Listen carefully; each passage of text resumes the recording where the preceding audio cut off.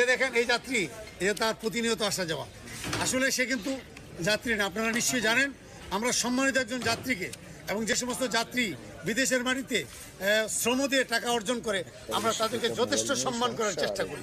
কিন্তু যখন এই যাত্রী ভেসে একটা লোক প্রতি বছর 50 বার, 60 বার, 70 বার আসা যাওয়া করে, তখন আমরা আর তাদের এই পণ্যকে আমরা তাদের এই ব্যাগেজ আমরা যখন কাটি দেখি, তাহলে কি আমরা এইভাবে মুন্সি ভাই বলতে পারি?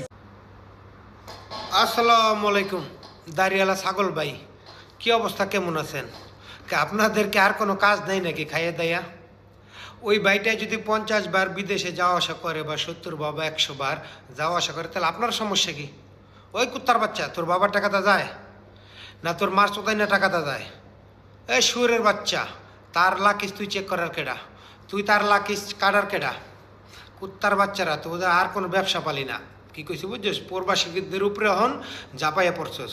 যেই প্রবাসী ভাইদের রেমিটেন্সের জন্য বাংলাদেশ অহনো সতাল আছে, কুত্তার বাচ্চা, সেই টাকা দিয়ে হলো তোদের বেতন দেয়, আমাদের টাকা দিয়ে হলো তোদের বেতন দেয়। কুত্তার বাচ্চারা তোদের মতো চামচা এয়ারপোর্টে রাখছে, তোদের মতো চামচা এয়ারপোর্টে রাখছে হলো যারা দেশদ্রোহী আছে তাদেরকে ধরার জন্য, আর প্রবাসী ভাইদেরকে চেক করার জন্য না। তারা একটা জায়গায় 2টা মোবাইল নেয়, তাইলে তোরা 2টা জায়গায় 4টা নিলে তারা তোরা ধরবি, তোর বাপের টাকাটা নেয়?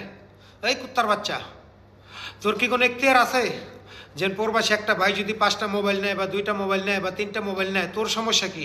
তোর বাবার টাকাটা নেয়? খান কিরপোলারা খাইয়ে দেয়, তোদের কোনো কাজ নেই নাকি?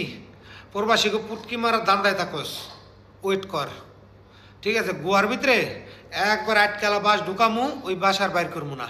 কি কইছি বুঝছস?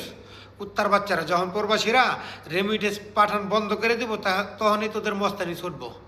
খান কিরপলার অন্য সময় আছে, ভালো হয়ে যা। তোর মায়ের তুই চোদ, তোর মায়ের তুই কুত্তা দিয়ে চোদা, বিলাডি বাস্টার্ড।